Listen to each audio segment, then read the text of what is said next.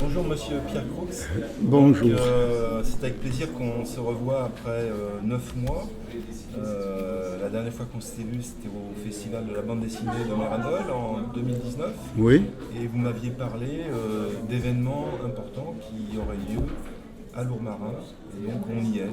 eh oui. On est actuellement à la salle Bosco. Bosco, place Barthélemy, à Lourmarin, pour une exposition qui concerne l'Éthiopie Et le Yémen. Vous pouvez peut-être nous en parler un petit peu avant d'embrayer sur le sujet de l'interview, à savoir l'exposition qui aura lieu au mois de septembre Le salon. sur les carnétistes, Voilà. 40 carnétistes, donc c'est une exposition très importante. Oui, oui, c'est essentiel. Donc les 19 et 20 septembre qui viennent là, et pour la troisième année consécutive, notre association organise le salon du carnet de voyage. Et ça dure 2 jours. Il y a effectivement 40 carnétistes et je vous en parlerai un peu plus dans le détail. Mais c'est vrai qu'actuellement, nous avons souhaité faire un peu en avant-première à ce salon cette exposition d'une semaine, exposition que nous avons intitulée « Yémen et Éthiopie s'invitent à Lourmarin ». Il y a eu plusieurs raisons que l'on prenne ces pays, parmi le grand nombre de pays où vont se balader nos dessinateurs croqueurs qui parcourent le monde. Et moi-même, je suis allé croquer dans 90 pays, voyez-vous.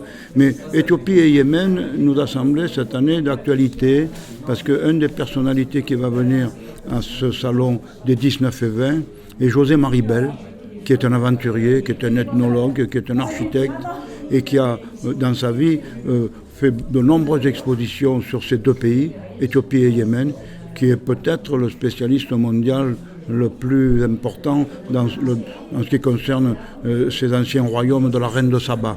Et José Maribel, il tient à Paris l'espace Reine de Saba, et il y a 40 ans qu'il accumule les témoignages, qu'il fait des conférences de par le monde et tout ça, sur ces 2 pays, avec beaucoup d'aide humanitaire auprès des uns et auprès des autres. Donc c'était l'occasion, comme on allait avoir José Maribel dans notre salon du carnet, de prendre ces pays pour cible. Une autre des raisons, c'est que José Maribel a fait la plupart de ses raids avec l'ethnologue, aventurier, humaniste Théodore Monod. Ceux qui sont passionnés un peu de voyage, d'aventure, d'archéologie, connaissent l'œuvre de Théodore Monod, qui a passé sa vie à se passionner pour la faune, la flore, la langue touareg, etc. Et José Maribel l'accompagnait dans ses derniers raids, alors que Théodore était déjà un nonagénaire, vous voyez. Et il se trouve qu'à Lourmarin, il y a des descendants des Monod, de ce Théodore Monod. Les Monod sont une grande famille. Si on va sur l'internet, on en découvre toute la liste, souvent prestigieuse, des secrétaires d'État, des grands administrateurs, des conseillers de Chirac. C'était le cas de Jérôme Monod, des prix Nobel que l'on trouve aussi. Et donc ces Monod sont à Lourmarin. Depuis 3 générations, ces Monod sont à Lourmarin. Et là aussi, on a trouvé un lien avec ces pays d'Éthiopie et du Yémen. Et voilà pourquoi cette exposition, vous l'avez parcourue, dans laquelle on trouve des ouvrages de la géopolitique et où l'on trouve aussi de l'artisanat, et l'artisanat éthiopien. Je sais que vous en avez parlé tout à l'heure. Donc l'événement majeur sera ce salon des 19 et 20 septembre prochains.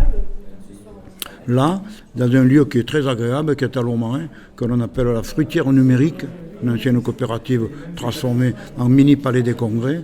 Donc 3 ou 4 salles et une belle cour sont à notre disposition pour l'organisation de ce salon, qui réunit, vous l'avez dit, une quarantaine de carnétistes, une quarantaine de ce que nous appelons les globes croqueurs, et dont 4 sont ici à cette expo, qui parcourent le monde et qui nous ramènent des ouvrages, des aquarelles, des originaux qu'ils présentent dans leur stand.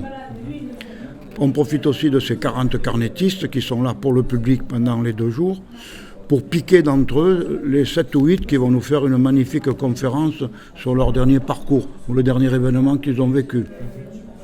Je parlerai moi-même de mon voyage avec le Transsibérien. Le Transsibérien. Et toutes ces conférences sont animées par des projections ou par un film. Certaines sont même musicales. Donc pendant ce salon, et pour le même prix, 5 € l'entrée et 8 € pour les 2 jours, donc le public peut suivre chacune de ces conférences et pourquoi pas toutes. Et puis il y a aussi, et ça intéresse tous les amoureux du voyage, mais aussi du dessin en voyage, dont beaucoup d'amateurs, beaucoup de personnes qui ont eu la passion du dessin lorsqu'elles étaient jeunes, qui ont dû la laisser lorsqu'ils ont été bousculés par leur vie professionnelle et qui à la retraite ont envie de reprendre un pinceau d'aquarelle ou un crayon et de redessiner. Et donc ils vont venir à ces salons, nous en avons l'habitude. Et là, ils vont participer à ce qu'on appelle les ateliers, c'est-à-dire ils vont avoir la possibilité, il y a 15 ateliers, donc on peut choisir. Ils vont avoir la possibilité de partir avec les animateurs de ces ateliers, qui sont aussi ces carnétistes-là, ces globes-croqueurs. Et là, pendant 1h30, ils vont pouvoir partir dans le village et dessiner sous la conduite de ce meneur-là. Des ateliers de 10 ou 12 personnes. Donc entre les stands des 40 carnétistes, avec lesquels on peut évidemment discuter, les conférences, il y en a 8, et ces 15 ateliers, on a vraiment de quoi remplir le week-end et s'immerger pour 48 heures dans effectivement le voyage et le dessin. Et des destinations souvent exotiques. Nos dessinateurs, quand ils parcourent le monde, ils vont dans le détail. Voyez-vous, souvent seuls. J'ai vu tout à l'heure que vous interviewez Philippe Bichon, là, qui est l'un d'eux, souvent seul, sac en dos, dormir chez l'habitant et croquer et ramener et faire des ouvrages. C'est cet éventail d'événements que va permettre ce salon. La veille, le vendredi, on fait une petite avant-première en nocturne. Tous ces carnétistes seront réunis sur la place Barthélemy, là, à Lourmarin, où nous leur offrons le repas, ce qui est normal.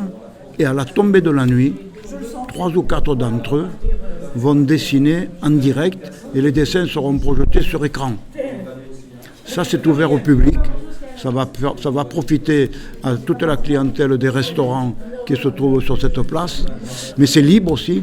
On va mettre 30 ou 40 chaises près d'un grand écran.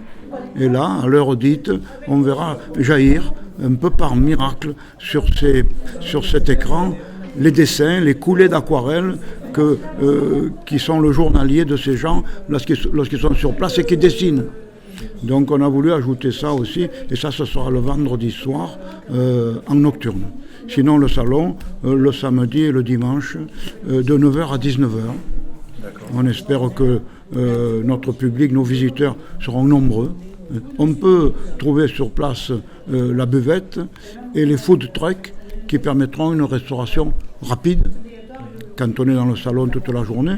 Mais il faut savoir qu'il y a de nombreux restaurants sur Lourmarin. On pourra entrer, déjeuner en ville, ressortir en espérant que le temps nous soit favorable. On parle de tous les pays. Sur tous les stands, on parle de tous les pays. Il y a certains carnétistes qui sont spécialisés de certains, mais la plupart, et c'est mon cas, n'ont pas de préférence. Ce qu'ils veulent, ils sont curieux de la découverte. Ils veulent exercer leur art sur place et pendant des semaines s'ils le peuvent. Et donc tous les pays sont bons. Il y a même aussi, on va voir, des gens qui ont fait des carnets de voyage dans Paris, même qui ont fait des carnets de voyage dans leur quartier, même des carnets de voyage dans leur cité. Donc il n'y a pas d'échelle. C'est sûr que l'exotisme prime. On aime bien découvrir de nouvelles cultures, mais on le verra, on peut faire des carnets de voyage dans son milieu même, quoi. Oui, le monde est couvert, là. Là, le monde est couvert. Très bien.